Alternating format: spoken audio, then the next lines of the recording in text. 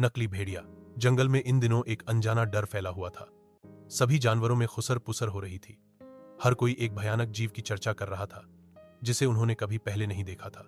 भाई, हमने कई शिकारी देखे हैं, पर ऐसा डरावना भेड़िया। उसकी आंखों में अजीब सी चमक थी, दांत इतने तेज कि देखने भर से रोंगटे खड़े हो जाए। एक खरगोश कांपते हुए बोला। तभी एक बकरी हांफती हुई वहां पहुंची। मैं तो भाग्यशाली थी जो बच निकली। वो गुफा के पास था, वहीं उसने मुझ पर हमला किया। कोई और होता तो शायद बच नहीं पाता। यह डर अब जंगल के राजा शेर सिंह तक भी पहुंच चुका था। वह गरजा, कौन है जो जंगल में डर फैला रहा है?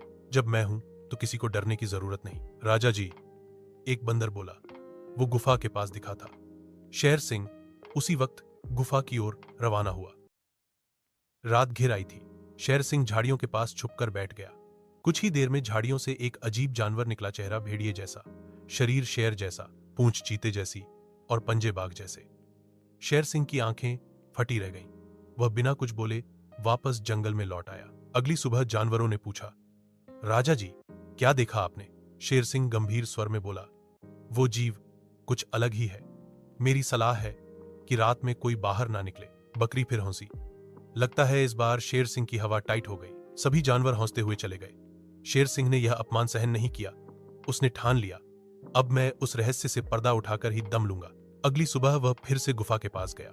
थोड़ी देर बाद उसने देखा एक कुत्ता गुफा में गया, पर काफी देर तक बाहर नहीं आया। शक और गहराया। जब शेर सिंह ने अंदर झांका तो देखा वही कुत्ता भेड़िए की पोशाक पहनकर हंस रहा था। वाह, क्या मजा आ रहा है सबको डराकर। यह सर्कस का भेड़िए वाला कॉस्ट्यूम मेरा सबसे बड़ा हथियार बन गया है। शेर सिंह उसे सबक सिखाने ही वाला था, लेकिन एक विचार आया। वह लौट गया और जंगल में ऐलान कर दिया, उस भेड़िए से कहो अगर हिम्मत है तो मुझसे सामने आकर मुकाबला करे। शाम को वह नकली भेड़िया जंगल में आया। जानवर फिर डरने लगे। शेर सिंह आगे बढ़ा और बोला, अब सबको सच दिखेगा।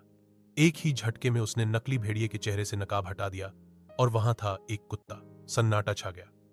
शेर सिंह गरजा, बताओ क्यों किया तुमने ऐसा? भेड़िए का भेष, जंगल पर राज। शेर सिंह बोला, तुम्हारे साथ गलत हुआ, लेकिन तुमने भी हमें तकलीफ दी है।